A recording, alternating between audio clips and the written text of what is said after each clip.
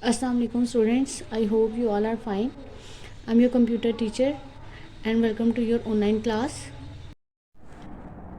Let's open page number 135. अपने previous lecture में हमने डाटा ट्रांसमिशन टर्मिनोलॉजीज पढ़ा था, जिसमें हमने डाटा रेट पढ़ा, that is the speed which data can be transmitted from one device to another.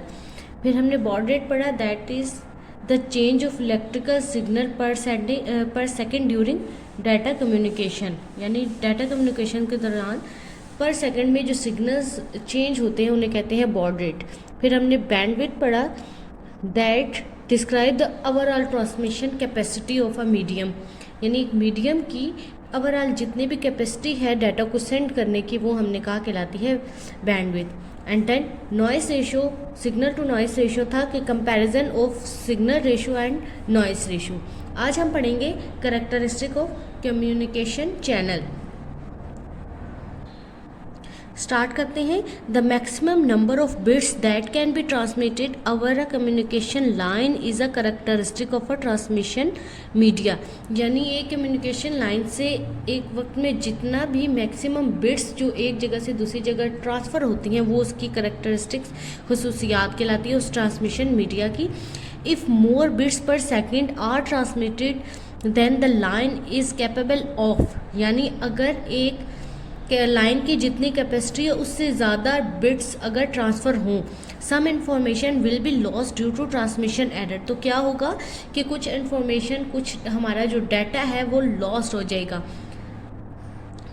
क्यों, किसकी वजह से? ट्रांसमिशन एरर की वजह से। क्योंकि एक चीज़ की कैपेसिटी अगर जितनी है उससे ज़्यादा अगर वो वर्किंग करेगी तो इट मीन्स कि वो एरर प्रोड्यूस कर रही है। Move to the next page. The baud rate can be calculated as, अब हम इसे बॉड रेट को कैलकुलेट कैसे करते हैं? अभी हमने प्रीवियस लेक्चर को जब रिवाइज किया तो हमने कहा था नंबर ऑफ सिग्नल जो पर सेकंड में चेंज होते हैं वो कहलाते हैं बॉड रेट।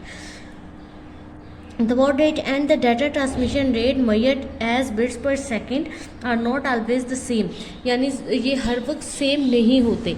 जब बाइनरी स्टेट टू पॉसिबल हो और 0 और 1 की फॉर्म में, और नंबर ऑफ सिग्नल्स यानी बॉड रेट जो हो वो 28 बिट्स पर सेकंड हो, तब ये सेम होते हैं, अदरवाइज ये सेम नहीं होते। इसको कैसे कैलकुलेट करते हैं? For example the baud rate and of a data transmission line that uses modem is 28 kbps। kbps की मैंने फुल फॉर्म आपको कल भी बताई थी, kilobits per second. If the electrical signals has two states to represent binary digits 0 and 1, अगर electrical signals के हमारे पास दो स्टेट्स हों 0 और 1 की फॉर्म में, तो then the baud rate and data rate are the same. तब हमारे पास ये क्या होता है?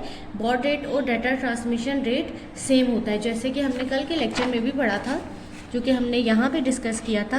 If an electrical signal has two state to represent binary digit that one state represent 0 and other is binary 1, कि अगर दो स्टेट्स हैं सिग्नल्स की 0 और 1 की फॉर्म में, तो इस केस में क्या होता है? In this case the baud rate and the number of bits per second transfer means data rate are the same.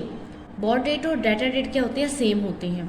तो वही चीज़ इसने यहाँ पे भी हमें बताई है कि अगर यहाँ पे हमारे पास बाइनरी स्टेट 2 और 0 और 1 हो तो हमारे पास baud rate and data transmission rate क्या होता है? सेम होता है। If the electrical signal has 4 possible state to represent 0 0 0 1 1 0 and 1 1, लेकिन अगर ये 4 स्टेट हों और जिन्हें हमने रिप्रेजेंट किया था 0 0 0 1 1 0 and 1 1, as mention earlier than the baud rate and the data rate will not same. यही चीज़ हमने कल भी पढ़ी थी कि अगर ये 4 स्टेट्स की सूरत में हो तो हमारा डाटा रेट और बॉड रेट सेम नहीं होता। Data rate will be calculated as, फिर हम कैसे कैलकुलेट करते हैं कि डाटा रेट कैसे करेंगे? Number of signal per second जो चेंज हुए हैं वो 2, यानी हमारे पास दो स्टेट्स थी ना, 0 और 1 सिंगल स्टेट थी, यहाँ पे हमारी 2 स्टेट्स हैं, एंड 28 जो मॉडेम की वो थी बिट्स पर सेकेंड, उसको अगर मल्टीप्लाई करवाएं तो तब ये क्या होती है? 56 kbps means kilobits per second. तो स्टूडेंट आज हमारा जो लास्ट टॉपिक था वो भी कंप्लीट हुआ। आज आपने कैरेक्टरिस्टिक्स ऑफ कम्युनिकेशन चैनल याद करनी है, और आज हम इसी लेक्चर में एक्सरसाइज के मल्टीपल क्वेश्चंस भी करेंगे। यहाँ पे क्या लिखा हुआ है, select the best answer for the following MCQs, यानी 4 हमारे पास पॉसिबल सिचुएशन है, उसमें से हमने करेक्ट वाले को करना है। In which type of data transmission stop and start bit are used, तो हमने इस चैप्टर के स्टार्ट में जब एसिंक्रोनियस और सिंक्रोनियस ट्रांसमिशन मोड पढ़ा था तो उसमें हमने ये देखा था कि एसिंक्रोनियस ट्रांसमिशन मोड वो है जिसमें एक्स्ट्रा एडिशनल यानी स्टार्ट और स्टॉप बिट अप्लाई होती है, तो इट मीन्स इसका जो करेक्ट ऑप्शन है वो बी होगा।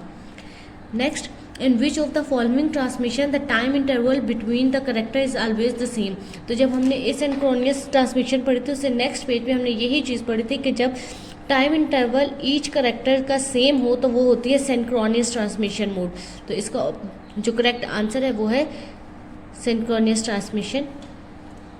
विच of the following transmission media use light waves to transmit information, हमने जब हमने इम्पेलिमेंट का टॉपिक पढ़ा था उसमें हमने कहा था कि सिग्नल स्ट्रेंथ जो है वो फॉल होती है अटेन्यूएशन में, तो इसका करेक्ट ऑप्शन क्या होगा, attenuation. Which of the following impairment refers to the undesired signal that enter the path of the transmitted signal due to electromagnetic radiation, तो ये चीज़ हमने इसी ट्रांसमिशन इम्पेयरमेंट के टॉपिक में जब हम कर रहे थे तो हमने ये चीज़ पढ़ी थी कि अनडिजायर्ड सिग्नल जो हमारे ट्रांसमिशन मीडिया में इन्वॉल्व हो जाते हैं, ये देखें undesired signal inter the path of the transmission media, तो ये हमने कहाँ पढ़ा था, क्रॉस टॉक में, तो इसका करेक्ट ऑप्शन क्या होगा, क्रॉस टॉक। तो आपने ऑप्शन सी को टिक करना है। नेक्स्ट है, which of the following device is use to connecting computer together in wireless local area network, तो एक्सेस पॉइंट वो एक नेटवर्क है जिसमें हम वायरलेस यानी कोई हमें वायर ज़रूरत नहीं होती, वायरलेस में हम डिफरेंट कंप्यूटर्स को आपस में कनेक्ट करते हैं, तो वो होता है access point. Which of the following device is use to connecting computer together in wide local area network, same वही चीज़ है, यहाँ वायरलेस की बात हुई थी और यहाँ वाइड की, तो स्विच और एक्सेस पॉइंट हमने इकट्ठा पढ़ा था कि स्विच जो है वो लोकल एरिया नेटवर्क में वाइड कनेक्शन के लिए कंप्यूटर्स की कनेक्टिंग की ज़रूरत आता है और वायरलेस में हम लोग एक्सेस पॉइंट यूज़ करते हैं, तो इसका जो करेक्ट ऑप्शन है वो है सी यानी switch. Which of the following device forward information from one network to another by selecting the best path available, यानी कौन सा हमारे पास बेस्ट पाथ अवेलेबल जो है उसको यूज़ करते हुए हमारी ट्रांसमिशन जो है, हमारी इंफॉर्मेशन जो है एक जगह से दूसरी जगह ट्रांसमिट होती है, उसके लिए हम राउटर यूज़ करते हैं। What represents the overall data transmission capacity, आज ही इसी टॉपिक में भी हमने पढ़ा था कि कौन सी ऐसी चीज़ है जो ओवरऑल डाटा ट्रांसमिशन मॉडेम की कैपेसिटी बताती है, वो होती है बैंडविड्थ, तो इसका करेक्ट ऑप्शन है बैंडविड्थ। तो स्टूडेंट आज हमने एक्सरसाइज का आज इस चैप्टर का लास्ट टॉपिक और एक्सरसाइज कंप्लीट किया। आपने एक्सरसाइज जो है बुक पे मार्क करनी और याद करनी है, जबकि लास्ट जो है टॉपिक उसे अपने नोट से याद करना है। थैंक यू स्टूडेंट, अल्लाह हाफिज़।